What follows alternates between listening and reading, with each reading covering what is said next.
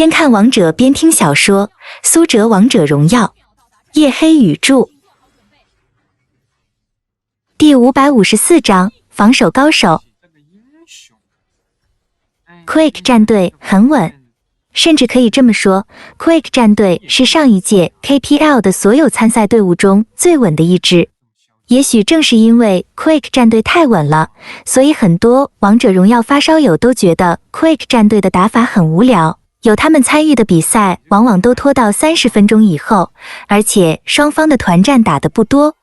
现在眼看着 Prime 战队前期掌握了节奏， Quake 战队又开始故技重施。别着急，先拖住，先让 Prime 战队把士气冷却下来，咱们再继续谋求出路。Quake 战队的主教练发话了，而其他队员就只能遵从主教练都这么说了，还能怎么办？不过与此同时， Prime 战队也猜到了 Quake 战队的意图。观察了 Quake 战队这么多场比赛， Prime 战队已经对 Quake 战队了若指掌。看到 Quake 战队这边的行动变得迟缓，几个队员没有越过河道的意思，韩小军就第一时间做出判断， Quake 战队这是又打算龟缩了。现在可以开龙，现在可以开龙，韩小军沉声说道， Quake 战队已经选择龟缩了，现在可以开龙。于是雅典娜和太乙真人几乎是毫不犹豫地往暴君的方向冲去，第一时间开这条暴君。中路的嬴政也走位过去支援，但对线的扁鹊却连一点过去骚扰的意图都没有。Quake 战队的想法很明显，就是宁肯放弃这些资源，也不愿意冒失犯错误。而这样的举措目前来讲是正确的，至少不会让 Prime 战队进一步扩大领先优势，但长久来讲， Quake 战队这无异于是自掘坟墓。雅典娜的清野速度极快，杀掉一条暴君不过一转眼的功夫。Prime 战队经验双丰收，整体能力又更进一步。剑南摇头苦叹， Quake 战队现在不占优势啊，边路的吕布经济已经很不错了，拿到一个人头又拿到一条暴君， Prime 战队的领先优势已经逐渐建立起来了。芊芊认真点头道，是的，现在必须要去限制一下 Prime 战队了，尤其是边路的吕布。如果让吕布发育起来，那么 Quake 战队会很难受的。但无论两名解说如何分析， Quake 战队始终没有行动，双方就这么和平发展，互相对峙，比赛时间1分1秒的过去，再也没有一次冲突出现。期间 Prime 战队曾经试图入侵野区，雅典娜、嬴政和太乙真人强行进入野区腹地，但 Quake 战队的张飞带着边路程咬金顶上来骗伤害，打野李白仍然闷头发育。两个肉盾顶在前面，张飞还是有大招的状态下， Prime 战队这边也没有贸然向前，只好无功而返。苏哲倒是很冷静，没关系，让他们刷，我倒不相信他们刷前后期能打得过咱们。吕布、嬴政后期都不是吃素的。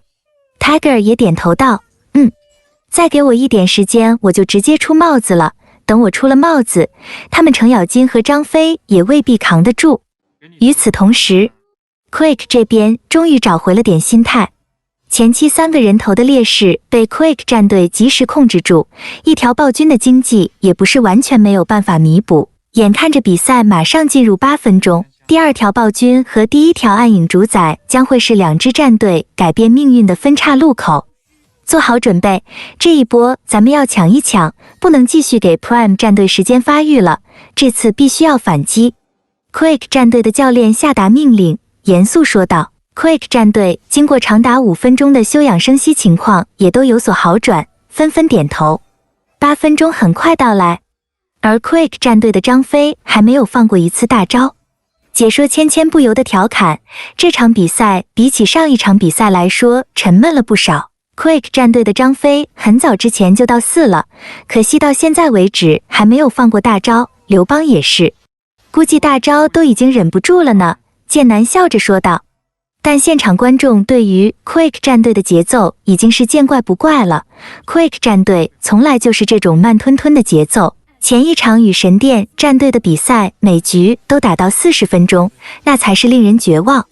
这时一声怒吼，河道上的暗影主宰刷新，剑南道，暗影主宰刷新了 ，Prime 战队会利用现在的领先优势，先去开暗影主宰吗？毕竟 Quick 这段时间的比赛打得实在是太沉闷了，他们的过度保守可能会让 Prime 战队变得激进。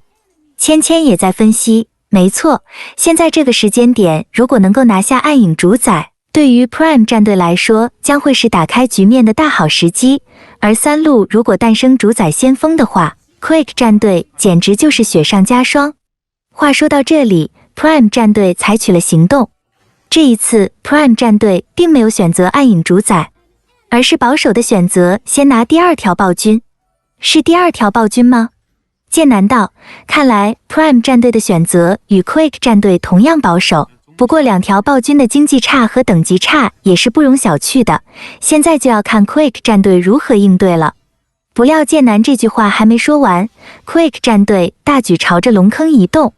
只不过 Prime 战队的目标是暴君，而 Quick 战队的目标却是暗影主宰。什么？直接去偷大龙吗？ Quick 战队这一波时间差掌握得非常重要，他们准备去先手开大龙。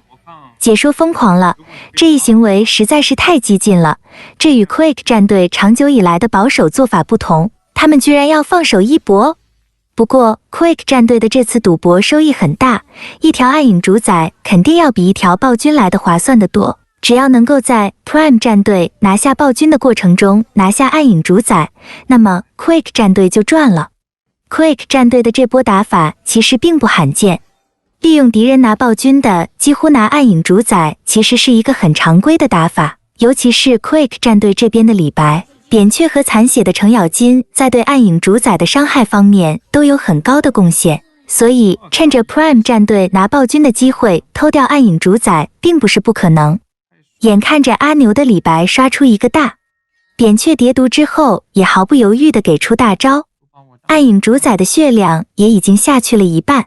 但就在此时，观众席上响起了一阵惊呼声，河道上传来了隆隆的马蹄，这在 Quick 战队听来仿佛是震耳欲聋的天雷霹雳。关羽来了！这个时候的关羽居然没有选择和队友一起 rush 掉暴君，而是跑来这里探视野。这长歌是什么意思？他不应该出现的呀。 Quick 的博士怒吼道：张飞，关羽交给你了。张飞连忙快速冲到河道上，随后准备朝着关羽开大。此时 Quick 战队的阵容全部在龙坑之内，一旦被关羽的大招拍在脸上，那么就太疼了。想过去开大，先得过我这一关。张飞沉声说道，蓄力已久的大招终于有了释放的机会。不料就在这时，长歌的关羽忽然做出了一个令所有人意想不到的举措，毫不犹豫地开启大招，但马上从张飞身边一闪而过。闪现！关羽的大招接闪现！什么？ Quick 的张飞直接愣住了，他根本没有想到关羽有这一手。就连解说都在这个时候如梦方醒， Prime 长歌的关羽带的是闪现，不是净化吗？关羽带了个闪现，这是什么骚操作？现场的观众也都愣住了。虽然苏哲的关羽之前带过闪现，但也都是在业余比赛上虐菜的时候用的。KPL 的赛场上关羽带闪现，这是什么意思？总不能长歌嚣张到了这个地步，准备在 KPL 的赛场上虐菜吧？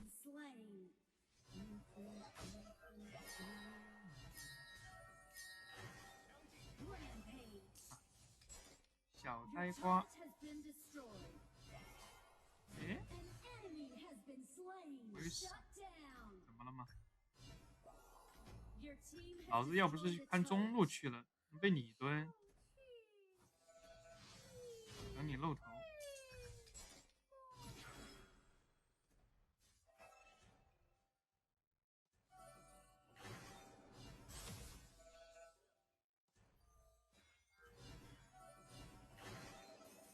他可能还会绕回来等我，我跟你说。但这边有眼就不会。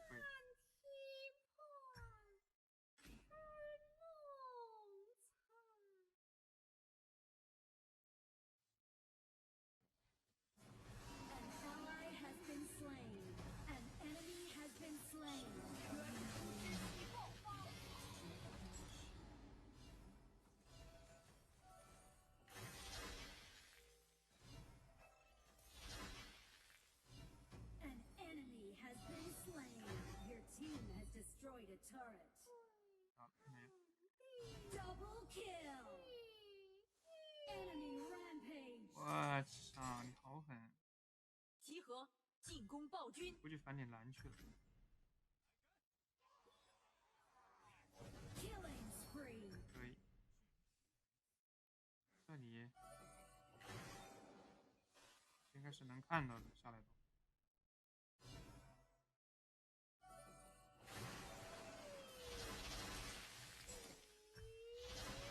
我要是先做虚无，会不会痛一些？因为我是打肉的。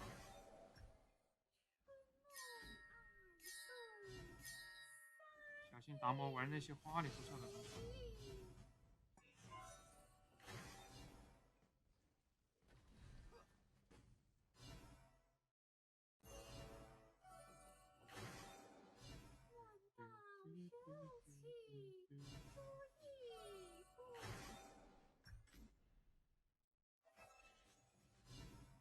就弹你2下啊，不要紧张啊。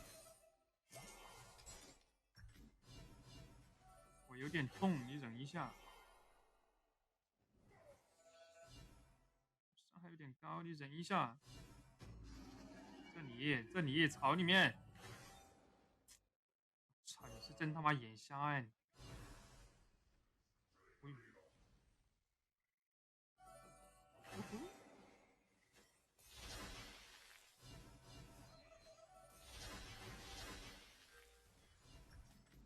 这真一下就讲一下。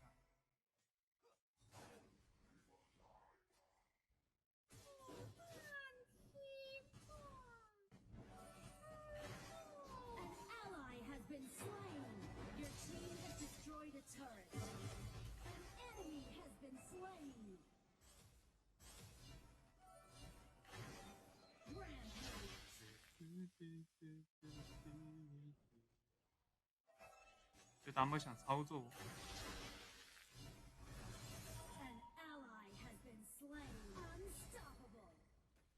可能吗，哥哥？闪！你懂什么叫伤害吗？你懂吗你？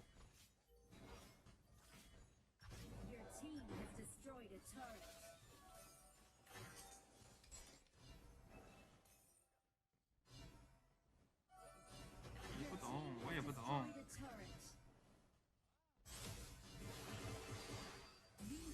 这你得死，你得死。